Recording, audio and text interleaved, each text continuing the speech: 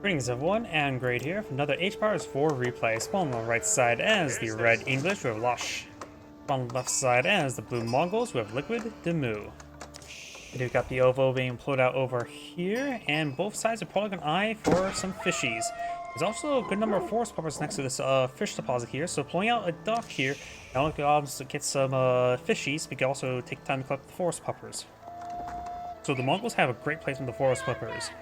By the way, let's talk about economic benefits. The English does have some of the strongest economic benefits of the game and through their vast farming bonuses. Their farms are half price. Their mills do provide massive resource production rate. Eventually they can get some extra gold to go along with it. Excuse me. We got a good number of sheeple here discovered by Blue. Does man steal some of those sheeple as well?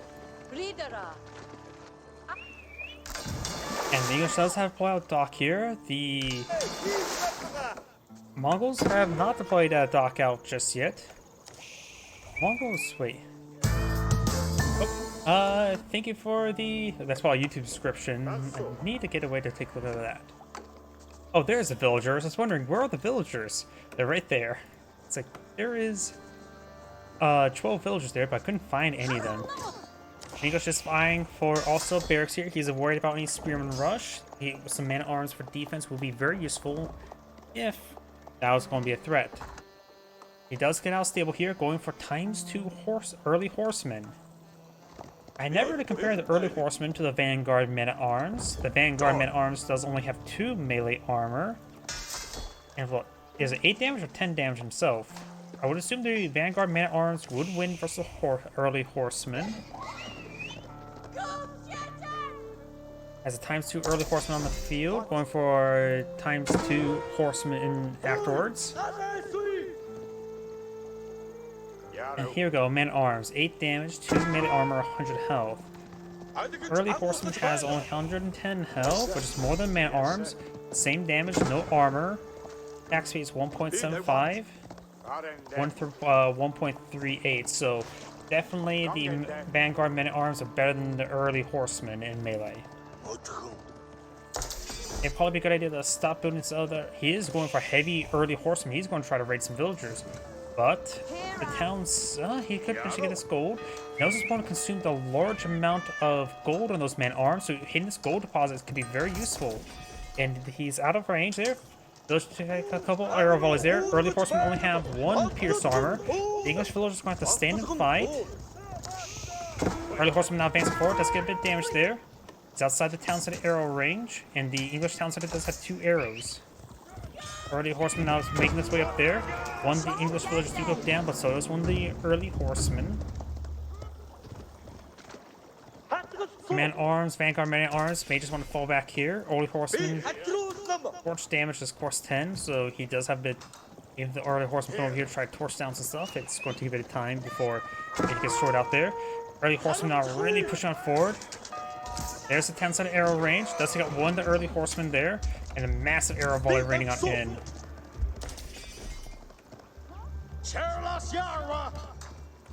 English player is eyeing for more man-at-arms, interrupting more of those villagers. I got the another early horseman column advancing on forward.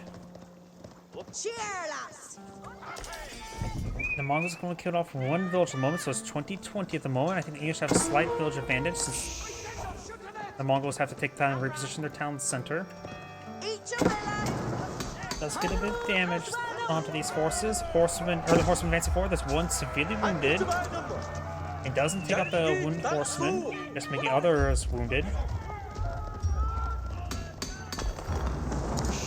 That's going to take time to start torching this stuff down. Now here comes the man-at-arms finally coming over here. Here comes the cavalry. There goes the cavalry. Whoops, I may have hit my microphone. My apologies.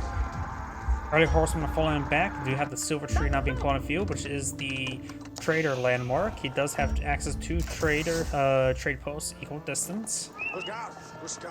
Both of them can be equally protected. And for the Mongols, which means not at all. And now the early horsemen are going to try to get some torch damage over here. Does use a speed arrow there to get around the water a little bit quicker, and does go back to the other side of the sea. Maybe start torching down the barracks could be useful. That is a large number of early horsemen.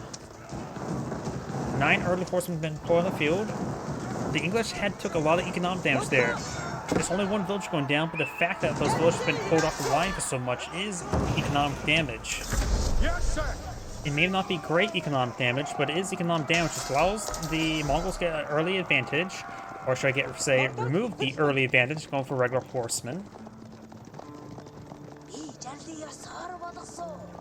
That's all going on up. I never compared early or regular horsemen to Vanguard men-at-arms. They do get a bit more health, 1 more damage, so they may not be in equal footing.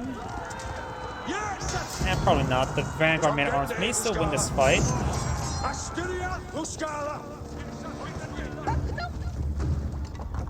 Council Hall going on up. And now he's eyeing for some traders up here. Red's scout will get lucky and spot them early on. And that's one for the man-at-arms research. If he's able to torch it down, that will give him a pittance of raid bounty.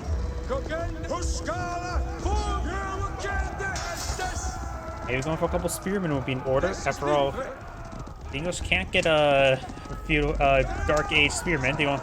Which means they can get immediately hardened spearmen. So they can't get spearmen, they can only get hardened spearmen. Now do have an arrow ship here fighting some shore bombardment. He's not going to focus on getting down the fishing ships, and they'll just go into the dock now. And there we go, now he will go and torch down the Arabs. This is probably the best early horseman play I've ever seen.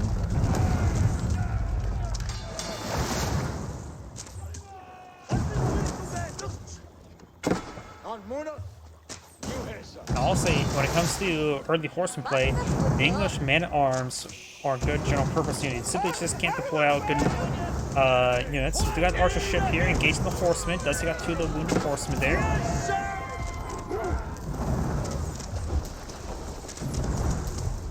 Should be able to get it to start torching down very soon. There we go, it's been torched. He may want to just go ahead and back on off with his horsemen.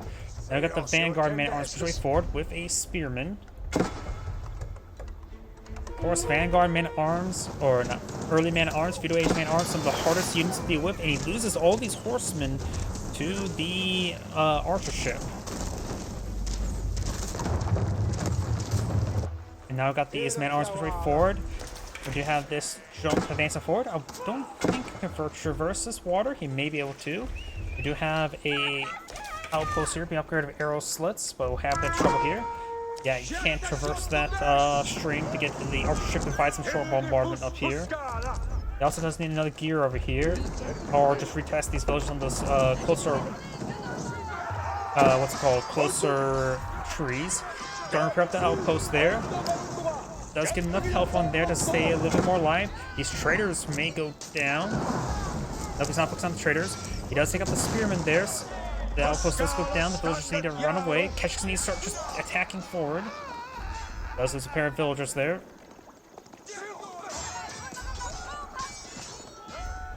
Another Keshiks deploy on field. Keshiks are a good counter to the feudal age men-at-arms, but of course they're easily countered by opposing spearmen.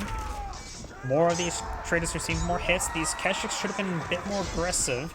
They were really focusing those traders.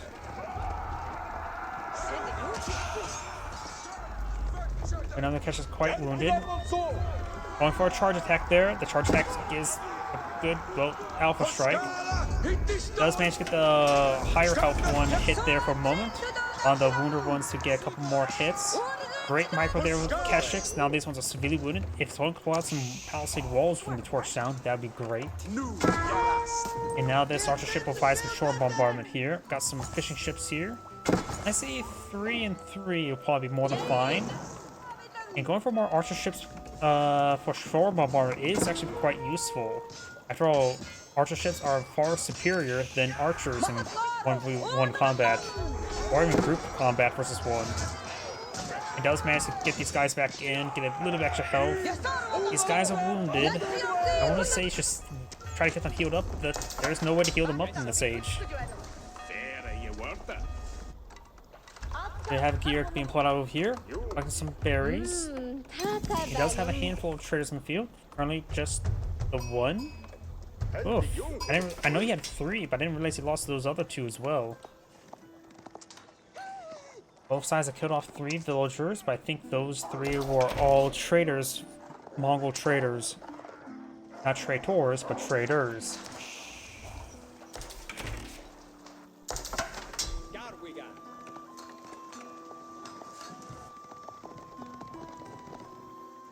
I just have been trouble in this current situation since there's lacking a lot of health.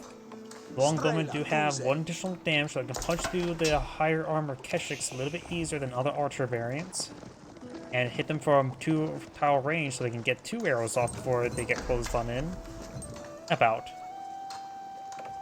In other words, they can get the damage out harder and faster and sooner. We do have an outpost right here for the network of castles. Storm bombardment there. There's a speed arrow up there, trying to get these Keshiks down in. And the Khan took some damage there. Of course, the Khan does have health regen. Try to find another opportunity there. Does find one of the villagers there. Very nice. Pulls back. Red could try securing up this gold and stone deposit there. If the English players can either go to the next age instead, he will probably should go for the King's Palace. So right now the Mongols player are doing a good job of corralling his opponent in. He can't really advance towards the channel with the nearby airship there. It does get a good couple of kills there on the villagers. But most of the Keshiks do just get disintegrated. Yep, they were wounded, so they just got disintegrated by those handful of spearmen. And now I've got the Kurultai being pulled on field. I'm a bit more impartial toward the Separate Out because, let's face it, keeping these traders alive with Silver Tree is not always possible. Sometimes you need a backup plan for your gold generation. But the Kurultai does provide a good defensive/offensive landmark. I find it a bit more useful on defense than offense, honestly. It's also good for a siege camp. We'll get one more villager there, and the villager will take, or the spearman will take out that Keshik. And the column taking some foolish damage here.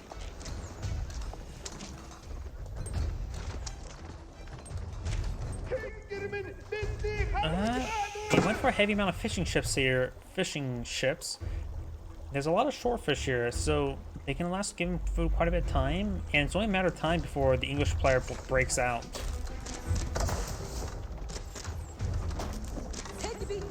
Oh, and speaking of which, I was not paying attention. Looks like Keshik has gone down there. Traders are getting hit as well. We do have some Mongol man-at-arms here, which are a good item in this moment. Some of these villagers are going to get hit as well. The Kurultai will get them healed up. Man-at-arms do have, of course, additional bonus damage near the Kurultai. And now the villagers are trying to shank these longbowmen. He will take out a good number of these villagers, though. So the villagers do have +1 damage thanks to the nearby Kurultai. But a good number of them is going down. Ugh. He must have been really desperate by doing this. Got a couple more man-at-arms back here. This man-at-arms may stay back near the Kurultai to get healed up. And the Mongol player should eye for some relics as well. He's also diversified his portfolio, sending some traders down south. Because he knows he can just send some units up here to deny that trade post. Right now, the English player is eyeing for more longbows, more spearmen. Does get out the King's Palace there, but does act as the second town center.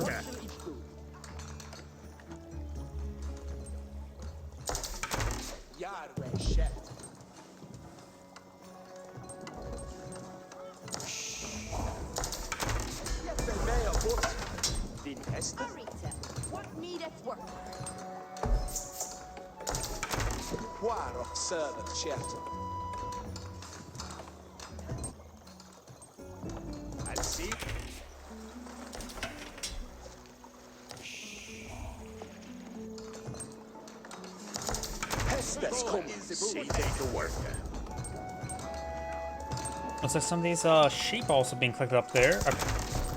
That'll help fertilize the field, that sheep carcass. On getting some scouting on in. We do now have the pierce damage not being researched, as well as some veteran spearmen research. The English right now, of course, can get out that armor-clad man-at-arms, making his man-at-arms far superior to the Mongols' man-at-arms. He's right now going for some knights, longbows, and spearmen, though. Trying to engage this trade line. He has a good number of traders up here. Currently, he has 20 traders active, getting full advantage of the Silk Road bonus.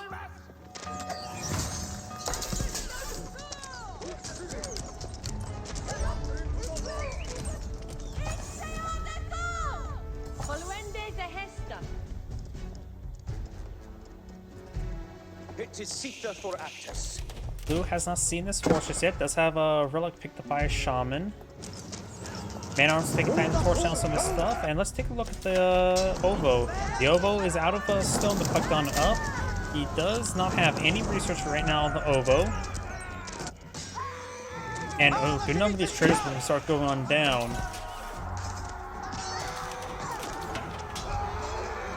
Does take out a massive number of traders there. He's down to 17. Man-at-arms now being built on in. A mix of man-at-arms and cash could be very useful up here. These man-at-arms doing some great damage there, able to find some of these military forces. Sometimes just killing your opponent's military force is the best way to keep your traders alive.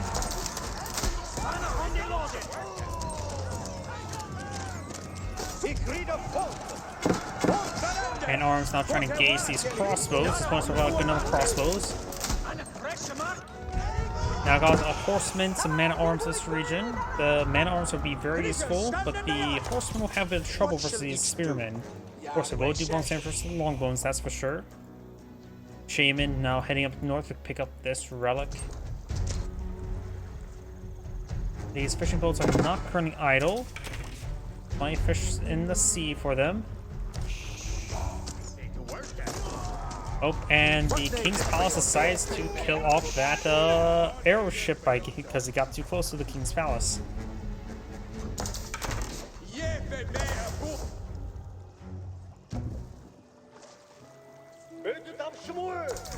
Good number of traders here. We got a trader a little bit idle there as well.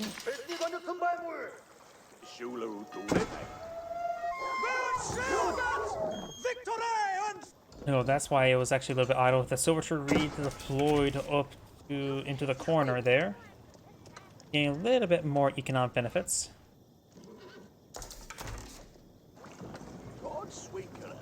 And blue may want to eye to get out some outposts in this region to increase the movement speed of these traders. Now I got these forces advancing around. They're actually just trying to head to the stone deposit. They think there's an Ovo there, which there's currently not. The Ovo has not been rebuilt, so he's not getting any stone income.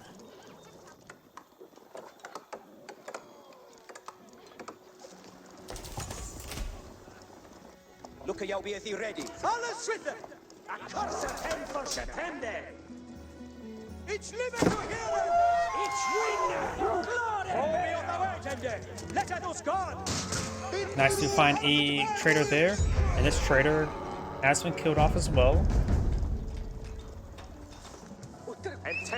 Got a decent force here, though will we have trouble versus heavy armored force.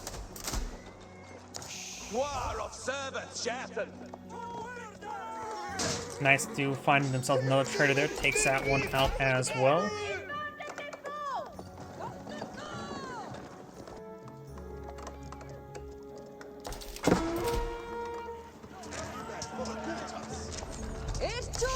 Now got the Curl type being redeployed on the front line. I wonder if the Siege Engineers. He does not have Siege Engineers. Oh no, he does have Siege Engineers, including improved Siege Engineers, so he can pull out advanced siege weapons with his infantry forces there. Takes out the knights there, and he take out those crossbows. But this force advancing forward does pick up, causing 2 relics inside the monastery, or prayer tent, I should say. More crossbows being pulled out by the Mongols. You may want to just keep a small garrison right here at this trader post. You don't have to put it right here. Just go where the traders are going to be dropping off themselves. You know, help prevent sort of single unit harassment. Man-at-arms being focused down here by the longbows and crossbows.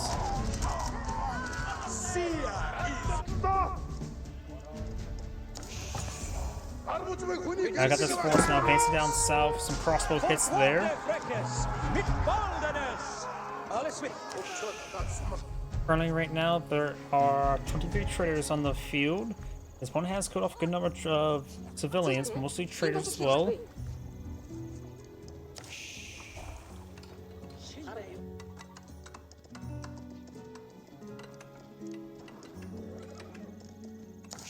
To give you an idea how when these traders produce a profit, once they make one 4-round trip, they pay for themselves, because right now they do cost from the silver tree 96 resources, and each load is 70. Crossbows push right forward with some man-at-arms in front. The man-at-arms will go down by a large number of crossbows and archers, longbowmen here. We get forced back. Up here we got the veteran spearman picking out the imam, or just a monk, not imam. I would say these fishing boats have consumed most of these fishies. Most of the fish have been consumed there. Got a good amount of fish here, but it looks like the Mongols are running low on fish. Do we need an eye to start getting some other resources at the moment? There are, of course, a good number of force puppets there, so it doesn't have to pull out of gear in this region. Now got some outposts being put on the field as well, eyeing for the increased gold collection. And it looks like blue will win this fight thanks to the man-at-arms taking all those hits. Kurultai here, slightly damaged. Do have a forward keep here as well as a good number of farms here as well. Interesting location. I guess he's sort of running out of space here. He may just want to put some basic palisade walls over here just to help prevent any sort of harassment in that region. And the dock here has been... that's the English dock, not the Mongol dock. So just a little bit idle there. Spring Gold does connect on the horsemen as well.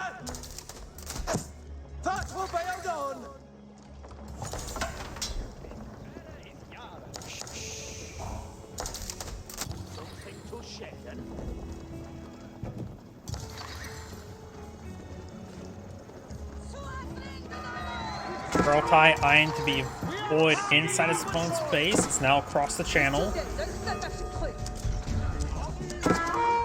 And this force is going straight to the King's Palace. That's probably not a good place to attack. He needs a battering ram or two in this region. The King's Palace does not have any additional fire armor like keeps, even though it looks like it should. Now got the horsemen and spearmen advancing forward. The Kurultai may want to pack up and get on out of there. Line of palisade walls being put up by the English now. I'm not sure what he was trying to do with that force. The Kurultai just need to pack up and run. The Ovo has been redeployed somewhere, right here. And he does have the pack up movement upgrade. You can see it's moving fast. Horseman trying to intercept, trying to hold it down there. One horseman has gone down. He could redeploy it right here now and start to advance on forward. He really should eye getting out. He should probably just pull the Kurultai here, pull out the field, construct a counter traction trebuchet, and then providing a powerful traction trebuchet, a buff traction trebuchet for bombardment.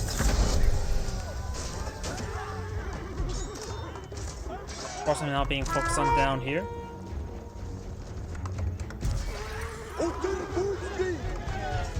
He has a good number of outposts here. He does, of course, need a bit more stone to get spring gold, so he can afford one more.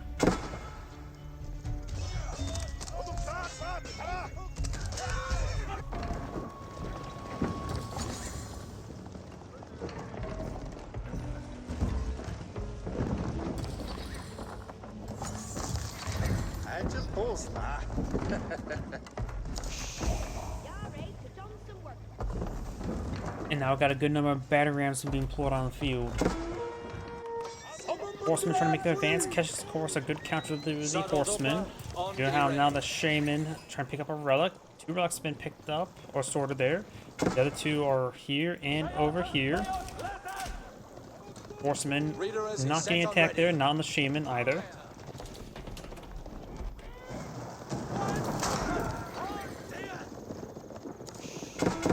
horsemen now going to get a massive attack there onto those traders. Veterans now eyeing for attack themselves. These catchers engaging these horsemen, they should be fine.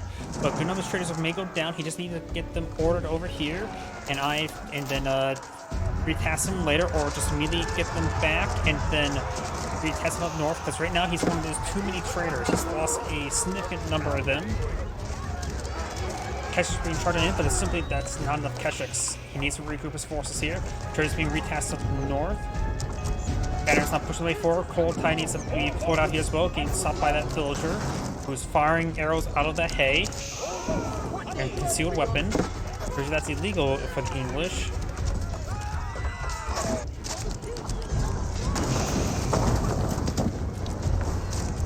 Especially if you're Irish, if it's illegal.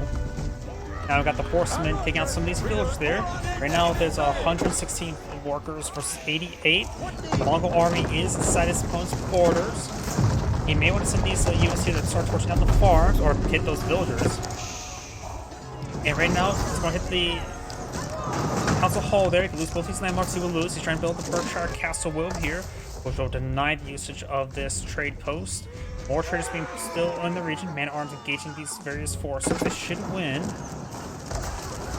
He's sending 40 villagers there into the Berkshire Castle house. Forcing now the mix of everything. They're trying to hit the crossbowmen first. Council Hall has gone down. Magno finds a hit there, getting a good hit there on the crossbow force. And now he does have the Berkshire Castle there, so losing the primary town center will not make him lose game. Just put a big damper on village production since that's his only town center there.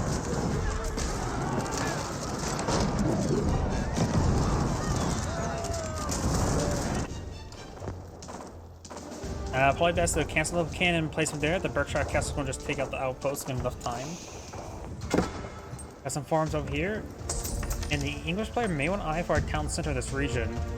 He has plenty of wood for repairs. No, he actually does save his town center. Should be set in place soon. These batteries could just find other structures to torch down to get some increased resources. And he's going to wall up this region. He has not retreated back to control time, and now he's going to be trapped. No, this one's going to drive out over here. And most of the fish has just been consumed. Yep, the English, the Mongols are now down to one LaSh fish deposit. So now his food economy is going to get a pretty big hit to it, just simply running out of food. We got a good number of batteries being brought up with the Mongol player, which will be used for the Berkshire Castle. Trader's still being tasked down here. He has plenty of gold income with its trade right now. And does, oh, I didn't realize he's gone from the next age himself. We got the White Stoop on the field. I'm more impartial to the Cognic Palace. It provides a lot more value over time. That was like a good comparison. A knight costs 240 resources. White Stupa provides 240 stone per minute. You can get a group of 3 Roost Knights, or was it 4 Roost Knights, or a spawn from the Cognitive Palace, which is about 60 seconds as well. You get a lot more value from the Cognitive Palace. Now I've got a good number of villagers here. These Keshiks are going to try to hit these villagers. Berkshire Castle is seeing private damage now from these battering rams. He is preparing the Council Hall. The primary towns are still alive over here, so taking the Berkshire Castle will not result in game over. Though the English is going to lose a significant number of villagers, that's for sure. Which may be game over for the English either way. Because right now it's down to 50 villagers, his income will be shot. Berkshire Castle does go down here. Now it's able to destroy a good number of the infrastructure here to get some good raid bounties as well. The enclosure has been researched, makes the armors even better. Now I've got more Mongolian battery on space on forward.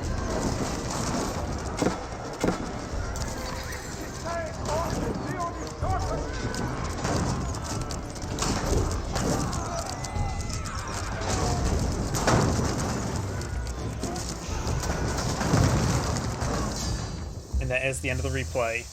This is Great saying, thank you for watching, and on to the next replay.